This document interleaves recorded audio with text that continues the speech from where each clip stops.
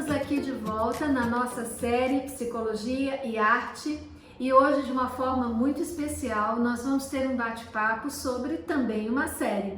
O nosso episódio de hoje é sobre This Is Us, uma série bastante famosa e que me foi apresentada pelo meu querido amigo Cristiano Carvalho, que eu convidei gentilmente para estar conversando comigo aqui hoje sobre essa série, porque o Cris traz toda essa experiência de estar com jovens e queria mesmo saber da boquinha dele por que ele me indicou essa série. Porque depois que você fez isso, Cris, eu vi que a série tem tudo a ver com o nosso bate-papo, que reúne psicologia e aspectos psicológicos do desenvolvimento das pessoas com arte. Essa arte da filmagem e agora mais especificamente nos nossos tempos, né, o streaming que trouxe as séries, essa arte pode nos falar da psicologia e a psicologia pode nos fazer ver ainda mais em cada um desses capítulos revisitados. Daí o que eu fiz? Chamei o Cris e vou aqui agora, em primeiro lugar, agradecer você essa disponibilidade de conversar. Uma honra para mim estar aqui e com te você. perguntar por que você me indicou essa série? Primeiro porque eu gostei, porque eu adorei. Eu gosto, eu indico, eu vou indicando as coisas que eu gosto para as pessoas que eu gosto.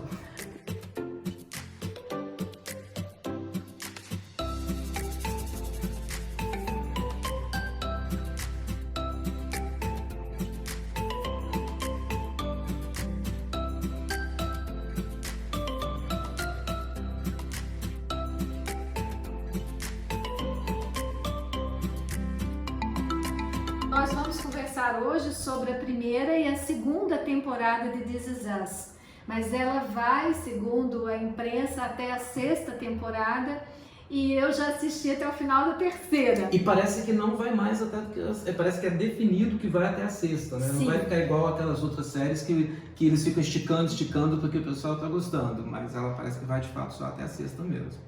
E eu queria conversar com você um pouquinho, porque você traz toda essa experiência de educador. Para você, como educador, quando você olha para essa série e você recomenda para um educador uma série sobre família, a partir de que ponto de vista, Cris? Cati, eu já te falei isso algumas vezes, eu tenho a minha profissão, eu sou um educador, mas as coisas da minha vida pessoal se entrelaçam muito com a minha vida profissional. Então, a série que eu assisto, sexta, sábado à noite, sentado em casa, comendo pipoca, eu assisto também pensando nos meus alunos, nas famílias dos meus alunos. E isso não é uma coisa, isso é uma coisa que eu adoro fazer. Não é trabalho, eu não enxergo como trabalho. E muitas das coisas que acontecem no meu trabalho me oferecem oportunidades riquíssimas de trazer para casa reflexões sobre o ser humano. Na verdade, quando eu escolhi ser professor de inglês, né, que foi o início da minha carreira, hoje em dia, além de ser professor, tem toda a parte de formação de equipe, de atendimentos que eu faço, mas eu não tinha noção, até porque eu era muito novo, tinha 18 anos, que eu queria ser mesmo era um educador. Um professor de inglês eu poderia ter sido de matemática, de física, de geografia. E, em última análise, tem muito a ver com a curiosidade e interesse que eu tenho pelo ser humano. E este ser humano que chega às 7h30 da manhã, por exemplo, numa escola, ele está dentro de um núcleo familiar. Então, 7h30 começou a primeira aula, mas a vida dele e a nossa, ela vem do trajeto até a escola. Essa série que se chama This Is Us, não é só esse us, a meu ver, daquela família específica. É o us de todos nós, e de todas as nossas famílias, e de todas as nossas complexidades interrelacionadas. Quando eu recebi essa indicação sua e comecei a assistir pensando que eu ia fazer turismo, né, lazer, na verdade eu aproveitei muito porque eu pude observar que a forma como o diretor conseguiu associar as cenas, porque This Is Us é uma cena e depois você volta ao passado, às vezes você vai novamente, depois de ter visto algo que aconteceu no passado, você vê os 3 irmãos gêmeos, né, no presente. As exatas cenas, aquelas tomadas, correspondem muito proximamente das memórias que um paciente meu me traz no consultório. Quando uma pessoa se recorda de algo difícil, por exemplo, que a coisa mais importante da série, que a gente percebe desde o início, não é um spoiler, é que aquele pai morre em algum momento. Uma das coisas mais difíceis para uma pessoa se lembrar é das perdas, dos lutos significativos, como é que ela atravessou aquele momento de luto. E as lembranças são como, por exemplo, as da Rebeca, sobre eu não estava com ele na hora que ele morreu. Eu mordi um chocolate ainda, pensando em me alimentar antes de vê-lo. Essas pequenas recordações que às vezes atravessam anos, e na série fica muito claro para qualquer um que estiver assistindo, então não precisa estar fazendo terapia, não precisa ser psicólogo para ver. Pelo simples fato da gente se expor à arte, a gente observa que aquele dado que está lá na memória, aquela experiência que foi muito dolorida, ela volta no momento presente porque aquela emoção ainda está carregada. Sim. Aquela emoção atravessou o tempo e aquela emoção está presente. Então, parece-me muito que This Is Us mostra nós somos aquilo que vivemos e atravessamos por esse fenomenal inconsciente que é ahistórico. A gente atravessa a cronologia de Cronos e chega em Kairos, naquele tempo da experiência, chega aquela emoção pura do jeito como ela foi vivida lá atrás. E por que essa emoção chega? Porque ela precisa ser refeita, porque ela precisa se reconectar ao presente, ela precisa fluir. Porque se você ficar apegado ao passado, você não experimenta o presente fica invadido pela memória, pelo reprimido, pelo que foi difícil. Então, This Is Us me parece um exercício para quem está assistindo de visitar suas memórias e observar como uma memória aparece e desaparece. Porque o futuro, que naquele momento é o presente, o futuro vai te trazer tantas outras possibilidades, é como uma água que vai descobrindo por onde fluir. A vida tem por onde fluir. Então, This Is Us traz uma memória, porque tem a ver com a emoção do presente, e depois aquela memória vai fluindo, e na cena seguinte a gente vê que as coisas mudaram, que as coisas impermaneceram. Então, depois que eu recebi essa indicação, eu vi, meu Deus, eu estou tendo um curso de impermanência, de flow, de fluxo. Eu penso até na yoga quando você fala isso, porque em alguns momentos de meditação em yoga, nós somos convidados a contemplar os nossos pensamentos, mas não nos agarrarmos a eles. Então, a meditação não é um silenciamento da mente, porque não tem como. A mente é silenciada na morte. Mas a meditação, isso é o que eu aprendi, tá? A meditação, ela é você deixar aquela poeira baixar, o que vem de lembrança ou de pensamento, deixa, entra, contempla, mas contemple como uma nuvem, deixa ela passar, não agarra essa nuvem. Então, quando você traz a história, a nascente desse rio, que vai procurando os seus caminhos, a nascente está lá. Esse rio veio de algum lugar, mas ele flui, ele vai desaguar. Então, quando eu olho para os meus alunos, quando eu olho para os jovens que estão na escola e que estão em formação, eu vejo um rio. Eu vejo esses jovens fluindo. Eles vêm de um lugar, mas eles estão construindo suas histórias. E essas histórias honram o passado deles, têm todas as influências, honram o passado deles, mas eles vão com a autoria e as decisões do presente, trilhando os caminhos pelos quais eles pretendem percorrer, os caminhos que eles pretendem percorrer agora. E do ponto de vista literário, eu acabo olhando também muito pela literatura. A sua paixão é literatura. Quando a gente sabe que o Jack vai morrer, isso de fato não é um spoiler. Na literatura, nós temos os nomes vêm normalmente em inglês para mim, porque foi assim que eu me especializei, mas tem o foreshadowing, que nada mais é do que uma pista que tem no enredo de que alguma coisa vai acontecer. Estes dois adolescentes de famílias rivais inimigas que estão se juntando vão se dar mal em algum momento. Então, nós sentimos isso em This Is Us. E ele trabalha isso. Mas quem são os dois adolescentes? O Romeu e Julieta, né? Ah, tava falando de Shakespeare. Paixão é paixão, né? Tá falando de This Is Us, mas lá vem Shakespeare. Qual é seu personagem favorito de This Is Us? Olha, eu gosto muito, muito, muito do William. Do William, do pai? O pai do Jack. O pai do Randall. É mesmo, eu falei errado. É o pai, o pai do Randall. Pela complexidade e pela tranquilidade que num estágio final da vida ele constrói algo absolutamente novo, que é uma relação com o filho que ele não teve quando o filho nasceu. Então parece que a gente começou essa conversa falando dos personagens marginais. O meu personagem favorito da série é o médico.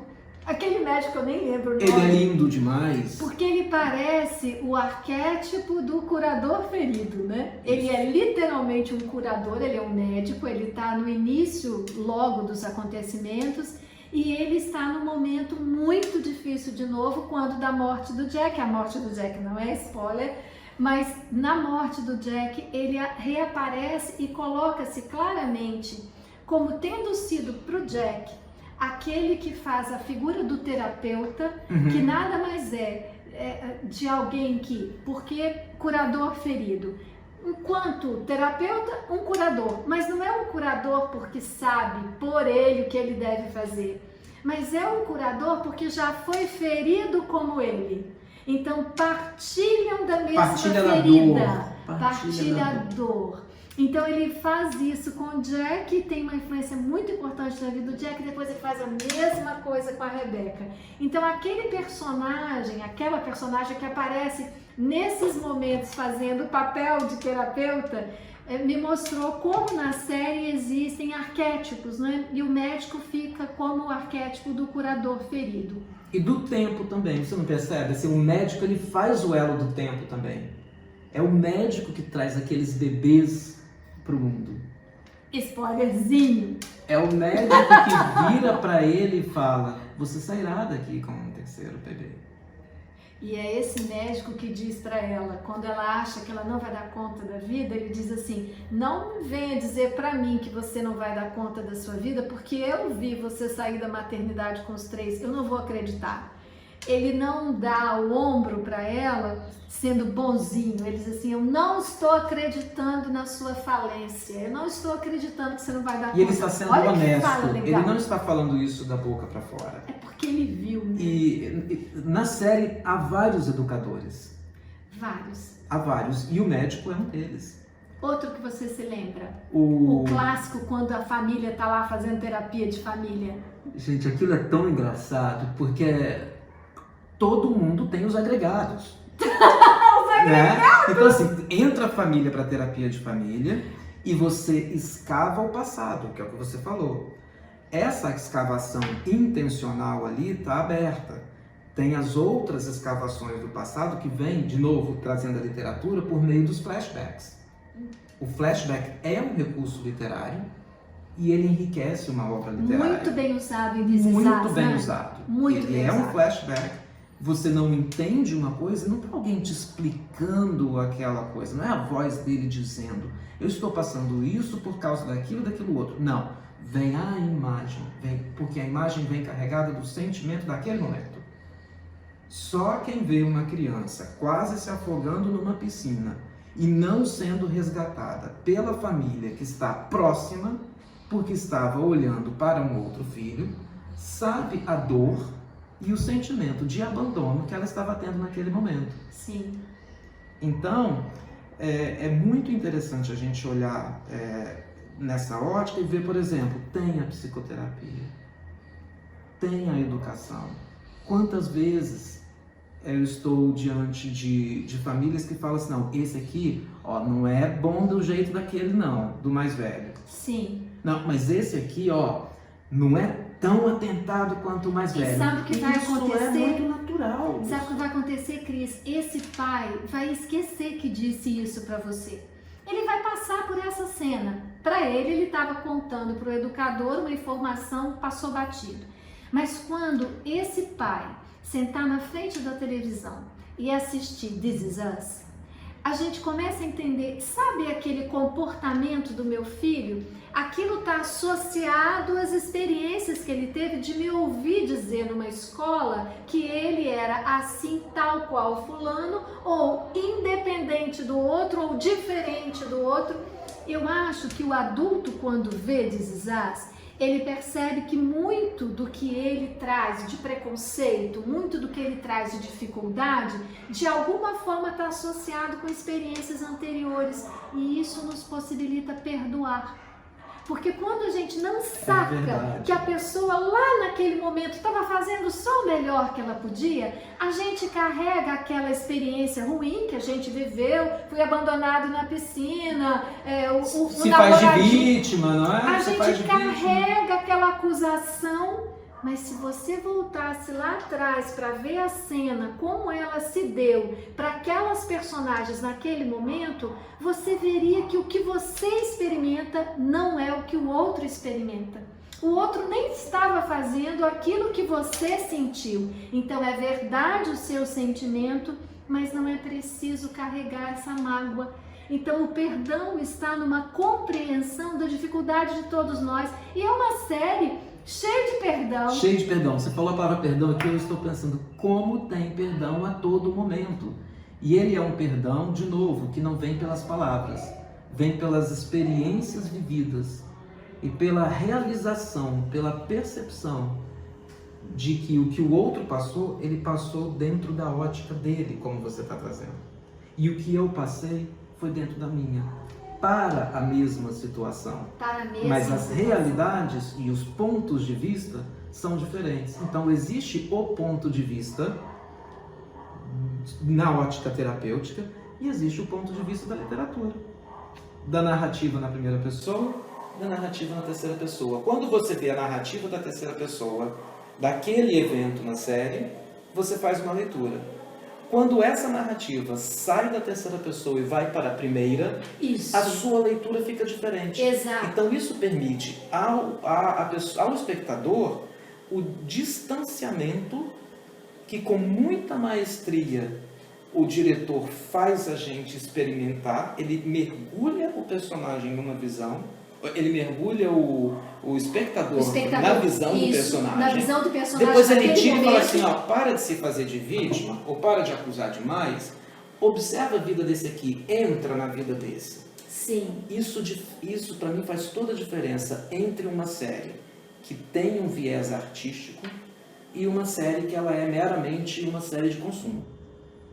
Então, uma série... para ocupar o tempo, né? Para ocupar o tempo. Tem série que ocupa o tempo no nadismo. E já uma série como essa, ela trabalha com aquilo que tem de mais humano. Eu vou recuperar uma palavra que você usou, narratividade. Tem uma cena entre os agregados da família que eu acho muito interessante. Porque um agregado, quem se casou, no caso tá quem vai se casar com a Kate e a Beth que está casada com o Randall. Eles estão zangados porque eles se sentem apartados das conversas que acontecem entre a Rebeca no núcleo, entre a Rebeca e os três filhos. E existe uma narração naquele bar onde os três estão, e essa narração é feita pelo amigo do Jack. Essa narração é feita, portanto, pela única pessoa que de fato conheceu o Jack. Entre os dois que estão ali, que formam um casal com os trigêmeos, não é nem trigêmeos, é com os três irmãos, Ele é o único que, embora seja um apartado desse núcleo, ele conviveu com Jack no passado e é dele que vem uma narrativa fundamental. Ele diz, eles estão reclamando assim, as coisas acontecem ali entre eles, é como se fossem os personagens de Star Wars. Eles são a princesa Leia, o Darth Vader, tudo acontece lá entre o Luke, a gente fica aqui do lado de fora. Aí ele vira e diz assim, olha, eu não seria nem o piloto invisível dos jatos, desde que eu entrei nessa família, se casando obviamente com o amor da vida do Jack, que é lá a Rebecca, eu me tornei zero, eu fui silenciado, eu já entrei nessa cena sendo calado.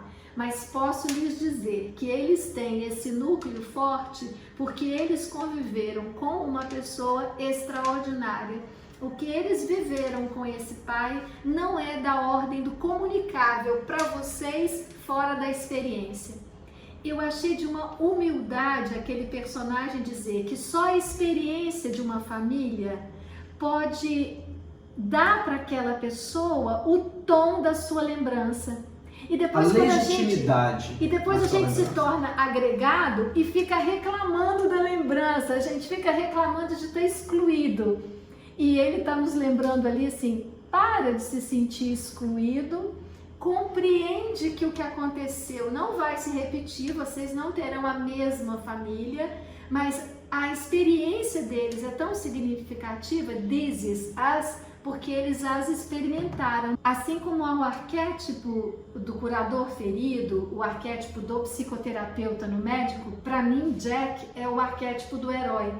É aquele que é heróico do início ao fim, todas as suas atitudes são, digamos assim, mesmo quando a gente acha que ele está errando, todas as suas atitudes de alguma forma são justificadas pelo bem ao próximo, pela coragem, pela entrega que ele vai fazer, independente da vontade dele. Ou seja, ele coloca a vontade dele submetida ao bem-estar do outro. Essa é a definição de herói. Essa é a definição do percurso do caminho do herói. Então a gente tem o Jack como herói, a gente tem o médico e muitos outros educadores, mas eu, por exemplo, tenho dificuldade de encontrar a Rebecca como heroína. A Rebecca tem um pouco de dificuldade, só tem uma cena que eu gosto. Às vezes dá até raiva dela, né? Você também não gosta dela, não? Às vezes tem que falar, mas aí é demais também, né? Principalmente com o Kevin, às vezes tinha algumas coisas que ela fazia com o Kevin que eu falava assim, não, é demais isso. Você achava que ela era super protetora do Randall mesmo? Eu achava que em vários momentos ela era muito super protetora do Randall. Ela não olhava para o Jack. E eu lembro de um livro que eu não li, mas a Ana leu, da mãe de Columbine, eu acho. E neste livro a mãe explica tudo que ela passou com o susto que foi para ela ver um filho causar um massacre, que foi um dos maiores massacres em escolas nos Estados Unidos. E ela fala, não era ele que me chamava a atenção. Quem me chamava a atenção era sempre o outro que dava problema na escola, que tinha nota baixa e que eu tinha que ficar vendo se fez o dever de casa. Então, às vezes ela me dá raiva mesmo, eu falo assim, não, tá demais em cima do Randall, ela tá fragilizando um menino que ele tá tendo todas as possibilidades, ele não precisa ser fragilizado desse jeito. Por outro lado, eu a entendo como alguém que localiza um ponto de fragilidade num filho e perde um pouco o olhar para o outro. E relaciono muito com essa mãe de Columbine. Ela quer resgatar aquele filho que ela considera ser o mais frágil. Mas o filho que ela considerava ser mais frágil, ele teve menos problemas, se você for imaginar, do que o outro que ela deixou. O Randall definitivamente não teve problema. Não teve problema, é um se você olhar. Personagem bom o tempo todo. O tempo inteiro, constituiu a família, aquela coisa de família perfeita e tal, bem sucedido na profissão. Se a gente pegar este viés de bem sucedido, de felicidade e tal. Então, eu vejo muito essa... você falou do Miguel, por exemplo. Eu queria voltar um pouquinho no Miguel. Qual era o seu sentimento em relação ao Miguel antes daquele bate-papo no bar lá, em que eles que ficam Eu segregados não todos sei se eu juntos. tava pensando demais, né? Porque eu sempre pensei que um dia vai ter uma cena do Jack pedindo ao Miguel pra ficar com a Rebeca se acontecer alguma coisa com ele. Não sei se vai vir ainda essa cena, mas eu sempre acho que o Miguel tava meio que obedecendo o Jack. Eu não acho que o Miguel traiu o Jack, ao contrário. Eu acho que o Jack era o grande herói do Miguel também e que Miguel ficou com a Rebeca pra cuidar da Rebeca. Eu demorei pra ter esse insight. Eu olhava o Miguel assim, de cara, assim, eu acho que ele foi construído pra gente não gostar dele de cara. foi? Porque a gente gosta tanto do Jack, A gente gosta muito. que é o herói, e como todo herói dessas proporções tem que morrer, isso é uma característica típica do herói, né? Ele morre e É ele fica lá verdade. mesmo. Você já Ele estudou tem que psicologia morrer. analítica. Aí- Isso aí é psicologia analítica Então pura. eu falei assim, isso aqui é alguém que a gente não deve gostar dele. Esse Esse aí é o cara bandido. é o bandido. Ele, Pois é, mas ele Vices traiu não o tem melhor bandidos. amigo. Não Isso tem, é muito isso é legal. lindo. Porque eles trazem uma boa fé, inclusive quando erram. Não é aquele erro orquestrado, com a intenção de ferir, de diminuir. É aquele erro que é o erro humano. Eu tenho um amigo que diz assim, um erro honesto. O erro honesto, gostei disso. Um o erro honesto. erro honesto é quando O você erro está honesto. tentando acertar e errar. E depois você vê, errei e tal, pede desculpas, é um erro honesto. Eu queria que a gente fosse passando para a finalização desse nosso bate-papo. Claro que o convite é Veja This Is Us. O outro convite é diga pra gente o que você achou, que contribuições você daria para essas nossas considerações simultaneamente educacionais, literárias e psicológicas. E bem nesse sentido é que eu queria conversar com você sobre o final da segunda série, porque a gente está indo até lá. Então, é só no final da segunda série que a gente tem tanto a morte do Jack, lá que a gente vê como é que ele morreu, e depois a gente tem o final da série com um casamento. O wedding day, né? Como é que você viu isso? Porque a série me parece ter uma pegada muito norte-americana também, né? Tradições muito do povo americano. Ela traz as tradições do povo americano e as rupturas do povo americano. Exato! Então, Fala mais pra gente sobre isso. eu acho isso fantástico. Eu sou um entusiasta da cultura americana, tem muito a ver com a minha história também. Tendo a ficar muito bravo quando as pessoas generalizam, falam mal de um povo reduzindo um povo a um estereótipo. Então, os americanos foram constituídos na diversidade, colonizados por um grupo de peregrinos que não voltariam, que viveriam ali, naquela nova terra. E ali eles desenvolveram a sua cultura, o seu legado. Há uma grande parcela conservadora em qualquer lugar do mundo há. E há as rupturas também. Então, tem a família perfeita? Sim. Nessa família perfeita há o alcoólatra, há o drogado, há traições, há quebras, há rupturas e há recomeços.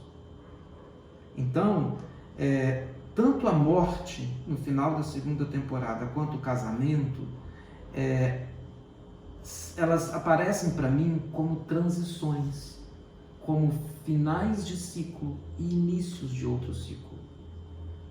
Então, a morte é o fim de um ciclo, não sabemos qual é o que vem depois, ninguém nunca disse pra gente o que vem depois, e o casamento pressupõe um rito de passagem. Pressupõe um rito de passagem.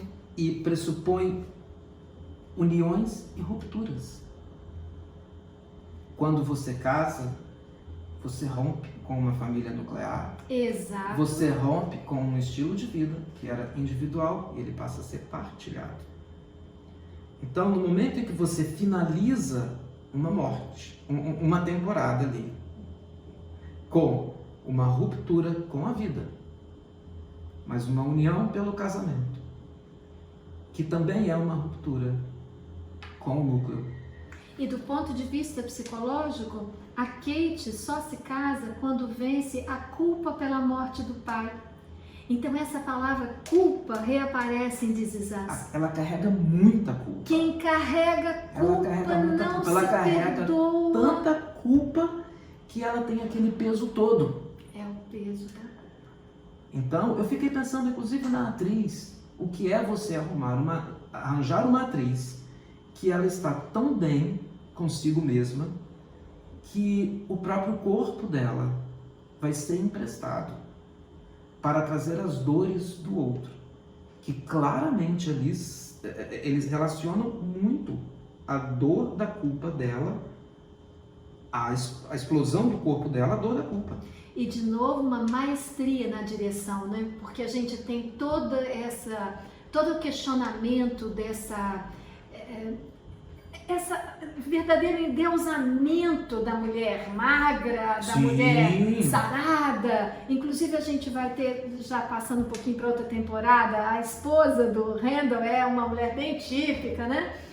E a personagem da Kate, absolutamente obesa, ela não perde em nenhum momento a sua dignidade. É um personagem que vai digno da primeira à última cena. A gente tem que lidar, a pessoa que está assistindo a série e nunca teve que lidar com alguém com sobrepeso, você vai aprendendo a lidar com a dignidade da personagem.